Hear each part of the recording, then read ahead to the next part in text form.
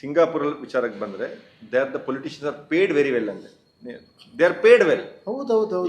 ಈಗ ನಮ್ಮ politician let say that ಅವ್ರು ಆಲ್ಸೋ ಪೇಡ್ ವೆರಿ ವೆಲ್. ಅನೈತಿಕ ಮಾರ್ಗದಿಂದ ದುಡ್ಡು ಮಾಡ್ತಿಲ್ಲ ಅಂತ ಅದೇ ಹೇಳಿದ್ದು ಯಾವ್ದೋ ಒಂದ್ ರೀತಿ.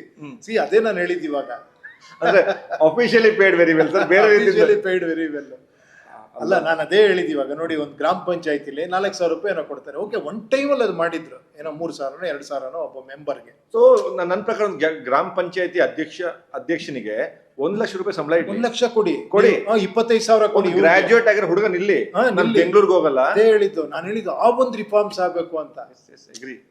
ನೀವು MLA ಜಾಸ್ತಿನೇ ಸಂಬಳ ಕೊಡಿ, 5,00,000 ಕೊಡಿ, ಜಾಸ್ತಿನೇ ಕೊಡಿ, ಬಟ್ ಕರಪ್ಷನ್ ಕಡಿಮೆ ಮಾಡಿ.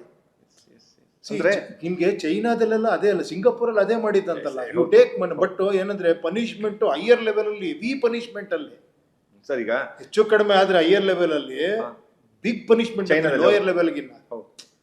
ವಿಚಾರ ಏನು ಅಂತೇಳಿ, ಬಿಲ್ಡಿಂಗ್ ಕಟ್ಟಕ್ಕೆ ಇಂಜಿನಿಯರ್ ಬೇಕು, ಆಪರೇಷನ್ ಮಾಡಕ್ ಡಾಕ್ಟರ್ ಬೇಕು, ದೇಶ ನಡ್ಸಕ್ ಯಾವನಾರ ಆಗ್ಬೋದಾಗ್ಬಿಟ್ಟಿದೆ. ಅಂದ್ರೆ ನಮ್ಮ ದೇಶದಲ್ಲಿ ಈಗ ನಾವು ಅಣ್ಣಾಮಲೈ ಅವ್ರು ನೋಡಿ, ವಿ ದ ಲೀಡರ್ಸ್ ಅಂತ ಒಂದು ಮೂಮೆಂಟ್ ಅನ್ನ ಶುರು ಮಾಡಿ train to train young people into politics. ಅಂದ್ರೆ ರಾಜಕೀಯ ಇರ್ಬೋದು, ಪಾಲಿಸಿ ಮೇಕರ್ ಇರ್ಬೋದು, ಪಬ್ಲಿಕ್ ಲೈಫ್ ಇರ್ಬೋದು, ಇದಕ್ಕೊಂದು ಬೇಸಿಕ್ ನಾಲೆಜ್ ಬೇಕು, ಅಕಾಡೆಮಿಕ್ ಓರಿಯಂಟೇಶನ್ ಬೇಕು.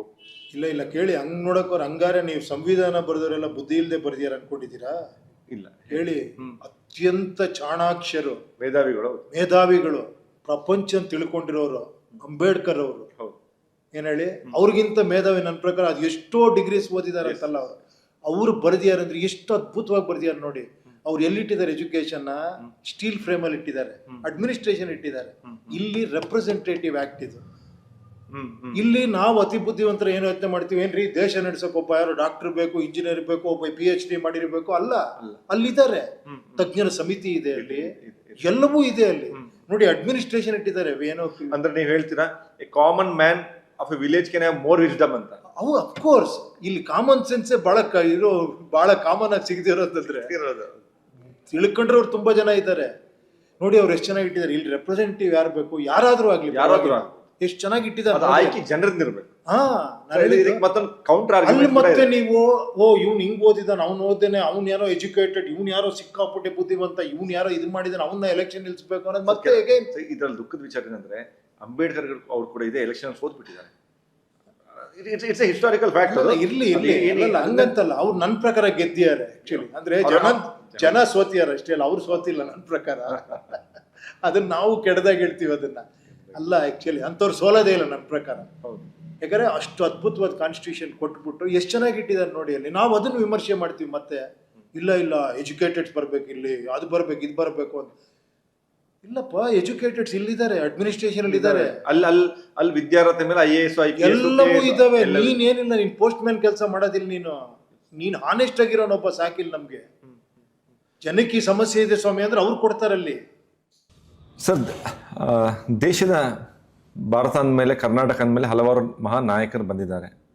ಸೊ ನೀವೊಂಥರ ಯಾರನ್ನ ಪರ್ಸನಾಲಿಟಿ ಫಾಲೋಯಿಂಗ್ ಅಥವಾ ಕಲ್ಟ್ ಫಾಲೋಯಿಂಗ್ ಮಾಡಿಲ್ಲ. ನೀವು ನಾಯಕರ ಬಗ್ಗೆ ಓದ್ಕೊಂಡಿದ್ದೀರಾ ಸರ್? ಓದಿದ್ದೀರಾ? ಇವ್ರು ರಾಜಕೀಯದ ಬಗ್ಗೆ ಓದೋದು ಇಷ್ಟನಾ, ಫಾಲೋ ಮಾಡೋದು ಇಷ್ಟನಾ ಇಷ್ಟು ವರ್ಷದಲ್ಲಿ? ಅಲ್ಲ, ಎಷ್ಟು ಸಾಧ್ಯವೋ ಅಷ್ಟು ಓದಿದ್ದೀನಿ, ಅದಲ್ಲ. ಬಟ್ ಓದಿದ್ದೀನಿ, ಅದ್ರ ಮೇಲೆ ನಂದು ಏನೋ ಜಡ್ಜ್ಮೆಂಟು ಅದೇನಿಲ್ಲ.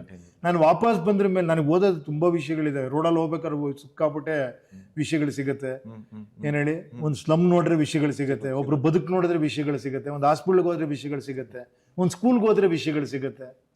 ಸೊ ಬದುಕು ತುಂಬ ದೊಡ್ಡ ಒಂದು ಇದು, ದೇಶ ಸುತ್ತು ಕೋಶ ಓದು ಒಂದಿರಲ್ಲ, ಆ ಥರ ಇಲ್ಲೇ ಓದೋದಕ್ಕೆ ತುಂಬ ವಿಷಯಗಳಿದೆ ಅನ್ಸುತ್ತೆ ನನಗೆ.